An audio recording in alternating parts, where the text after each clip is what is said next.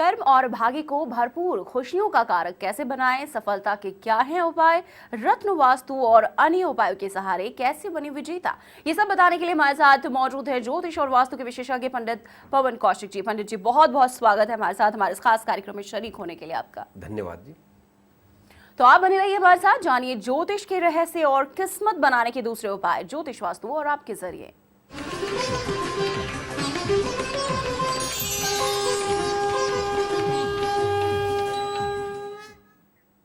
पति पत्नी के बीच नहीं बन पा रही हो, पति नहीं देता हो पत्नी को सम्मान और समय, वैवाहिक जीवन हो गया हो कष्ट और तनाव से भरपूर, तो ऐसे लोग क्या करें? ज्योतिषीय उपाय आखिर क्यों आती है ये स्थिति, जानते हैं पंडित पवन कौशिक जी से। जी पंडित जी। जी दर्शकों, अगर पति और पत्नी के बीच में किसी भी प्रकार का अलगाव हो रहा है, किसी भी प्रकार से वैचारिक वैमनस्य हो रहा है या कोई भी समस्याएं उनके घरेलू जीवन को परेशान कर रही है, तो इसका अर्थ यह है कि पत्री में, उनकी जन्म पत्री में कहीं न कहीं गृह संबंधी पीड़ा है, उनका कोई न कोई दोष ऐसा है जो उनके बीच तनाव उत्पन्न करता है और वो घरेलू कलह में परिवर्तित हो जाता है। दर्शकों, ज्योतिषी उपाय आपको अवश्य कर लेने चाहिए। अगर आप उपाय करेंगे तो निश्चित तौर पर दोनों में आपसी प्रेम बढ़ेगा। जैसा कि हम जानते हैं कि मांगलिक दोष जो होता है वो पति या पत्नी को प्रभावित करता ही करता है। अगर आपके मंगल जन्म कुंडली के पहले चौथे सातवें आठवें या 12वें घर में बैठे हैं, या फिर चंद्रमा से पहले चौथे सातवें आठवें या 12वें में बैठे हैं, या फिर शुक्र से पहले चौथे सातवें आठवें या 12वें भाव में बैठे हैं, अर्थात इन तीनों ही स्थिति में से किसी भी प्रकार से आप मांगलिक हैं, तो निश्चित तौर पर वह स्थिति थोड़ी सी कष्टकारी हो सकती है। दर्शकों, डरने की कोई आवश्यकता नहीं होती, केवल आवश्यकता होती है समुचित उपाय करने की। आपको उपाय कर लेने चाहिए। अगर शनि की दृष्टि आपके सप्तम भाव पर पड़ रही है या शनि स्वयं 7वें भाव में विद्यमान है दूषित होकर, तो वह भी आपके वैवाहिक जीवन को कष्टकारी बना सकते हैं। आवश्यकता पुनः केवल उपाय करने की होती है। राहु अगर 7वें भाव में बैठ जाता है, मान लीजिए राहु मंगल के साथ 7वें भाव में बैठ गया, अंगारक योग बना देगा और पति के साथ या पत्नी के साथ बनेगी ही नहीं। बिना बात बेवजह गुस्सा आना प्रारंभ हो जाएगा। और स्पेशली अगर पति के भाव में ऐसा है तो वो पत्नी को बिल्कुल भी समय नहीं देंगे, वो बाहर ज्यादा रहेंगे, पत्नी के साथ कम समय बिताएंगे और पत्नी से बातें भी वो ढंग से नहीं करेंगे और वह समस्या बन जाएगी, घरेलू कलह उत्पन्न दोनों के बीच में हो जाएगी। इसके अतिरिक्त अगर कोई अन्य ग्रह जैसे कि सूर्य 7वें भाव में बैठ गया और दूषित है, तो वो पति और पत्नी के बीच अलगाव करने में सक्षम है।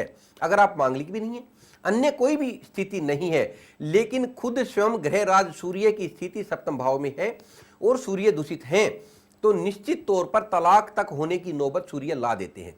इस स्थिति से बचने के लिए भी आपको उपाय ही करने पड़ते हैं।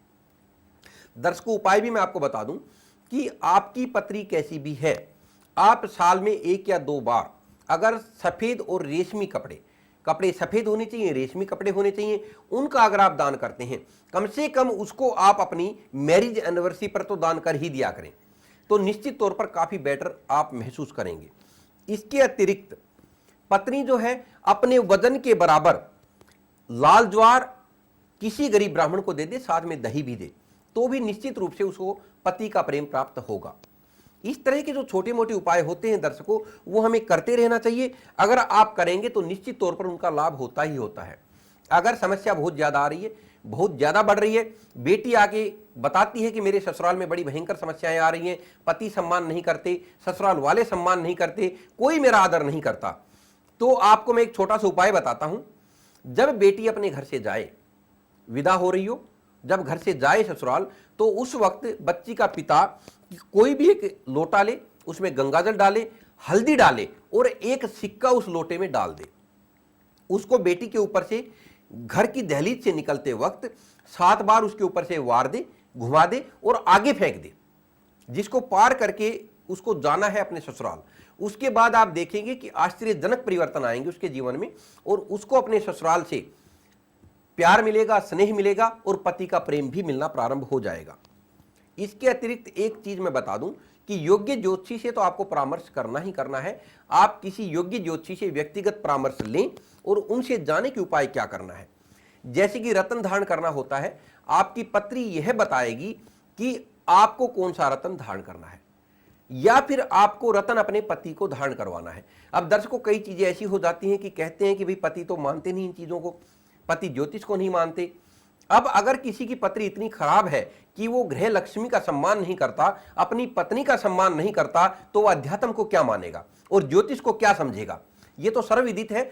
तो उसकी पत्नी को चाहिए कि वो खुद पहल करे, उसको उससे ज्योतिष नहीं मनवाना है। दर्शकों, ज्योतिष को वो माने ना माने, अध्यात्म में उसकी जिज्ञासा हो ना हो, भगवान को माने ना माने, लेकिन उसकी पत्नी अपने पति का जो कारक रत्न है, जो उसके पति के सप्तम भाव को ठीक करे, उस रत्न को गिफ्ट कर दे। पति की उंगली के साइज का वो रत्न उसको गिफ्ट कर दे और वो रत्न उसको ज्योतिषी सलाह ना मान के उसको वैसे पहना दे कि अंगूठी बड़ी सुंदर है, आप इसको पहन लीजिए। और पहनते ही, क्योंकि रत्नों में इतनी शक्ति होती है कि पहनते ही आपको आश्चर्यजनक परिणाम आपके सामने आएंगे और पति जो है केवल और केवल पत्नी का ध्यान रखेगा और पत्नी से वो स्नेह करने लगेगा, प्रेम करने लगेगा, और दोनों के बीच अगर स्थिति अलगाव तक भी पहुंचने वाली है तो वो प्रेम में परिणित हो जाएगी। एक चीज और बता दूं मैं आपको कि अगर पत्नी भी, कई बार ये देखा जाता है कि पति भी परेशान होते हैं अपनी पत्नी से कि पत्नी नहीं मानती है, बात बेबात झगड़ा करती है, हमेशा दिमाग चढ़ा रहता है। तो ऐसी स्थिति अगर आती है तो पतियों को भी चाहिए कि वो ऐसा ही करें। पत्नी को रत्न पहना सकते हैं, पत्नी नहीं मानती है तो भी उसको रत्न जो है गिफ्ट में दे के पहना सकते हैं। इसके अतिरिक्त पति या पत्नी अगर सफेद गाय को, व्हाइट काऊ को अगर चारा खिलाते हैं तो निश्चित रूप से उनके प्रेम संबंध आपस में बढ़ेंगे। एक चीज मैं आपको और बता दूं कि अगर आप गाय को चारा खिलाते हैं, पीपल में जल देते हैं, सूर्य को जल देते हैं, तो भी इन स्थितियों में बहुत ज्यादा सुधार आता है। और ये चीजें तो आपको ज्योतिषी से पूछकर भी नहीं करनी। गाय को चारा कोई भी खिला सकता है, पीपल में जल कोई भी दे सकता है, सूर्य को जल कोई भी दे सकता है। चाहे आप व्यक्तिगत पत्री किसी को दिखाएं ना दिखाएं, ऐसा आप कर सकते हैं। इनका लाभ आपको कुछ प्रतिशत तो अवश्य मिलता है, लेकिन फिर भी अगर समस्याएं हैं तो आप किसी योग्य ज्योतिषी को अपनी पत्री दिखाएं और पत्री से संबंधित जो भी आपके गृह संबंधी बाधाएं आ रही हैं, जो बाधक योग हैं, उनको डाउन करने के उपाय करें, जो आपके शुभ योग हैं उनको बढ़ाने की चेष्टा करें। और ज्योतिषी को भी चाहिए कि वो दोनों पति और पत्नी की पत्री पर सम्यक विचार करे, उन दोनों को देखे। केवल अष्टकूट गुण मिलान पद्धति दर्शकों अपने आप में पर्याप्त नहीं है। इसके अतिरिक्त आप ये देखना पड़ता है कि सप्तम भाव कहीं से किसी का भी दूषित तो नहीं, या कोई ऐसा ग्रह तो नहीं जिसकी नीचस्थ दृष्टि उस स्थान पर पड़ रही हो।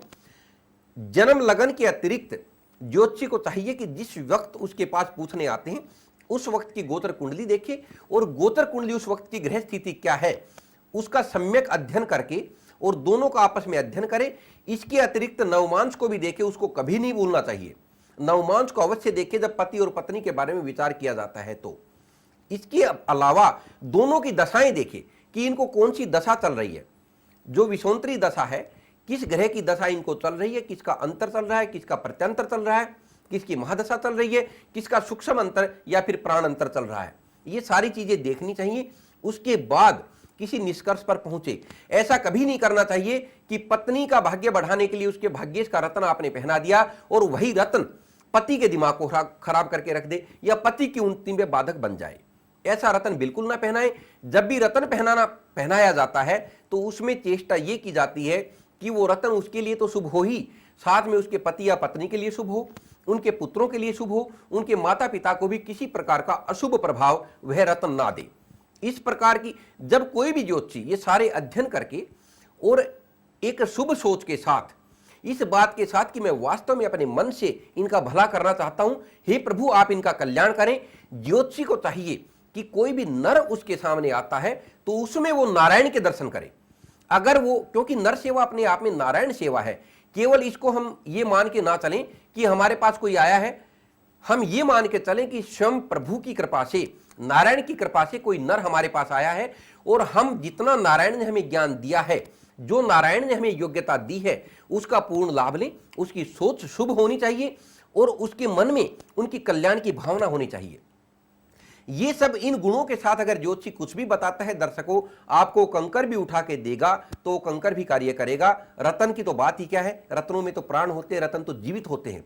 रत्नों में तो रत्न तो अपने आप में यंत्र मंत्र तंत्र सब कुछ होते हैं, क्योंकि किसी भी ग्रह का रत्न आप पहनाते हो तो उस ग्रह की रश्मियां आपका शरीर अवशोषित करता है, उस ग्रह का प्रभाव आपके शरीर में पड़ता है। वो ग्रह कौन से नक्षत्र में बैठा है, किस ग्रह के साथ बैठा है, कहां कहां उसकी दृष्टि जा रही है और क्या क्या आपकी पत्री में करने वाला है, कौन सा योग बनाने वाला है, कौन सा योग बिगाड़ने वाला है, वो सारा कार्य रत्न अपने आप करेगा। आपको कुछ भी करने की आवश्यकता नहीं है। ये सारे आप उपाय करते रहें, हम बिल्कुल जारी रखेंगे इस चर्चा को। अगर दाम्पत्य सुख में बाधाएं आ रही है, पूरा का पूरा ये सेगमेंट हमने ले रखा है, आज बताने की कोशिश की जा रही है। वैसे हम हमेशा बताते रहते हैं ताकि आपका भला हो, क्योंकि आज के दिन जो सबसे बड़ी समस्या है वो है वैवाहिक जीवन में वैचारिक मतभेद की समस्या।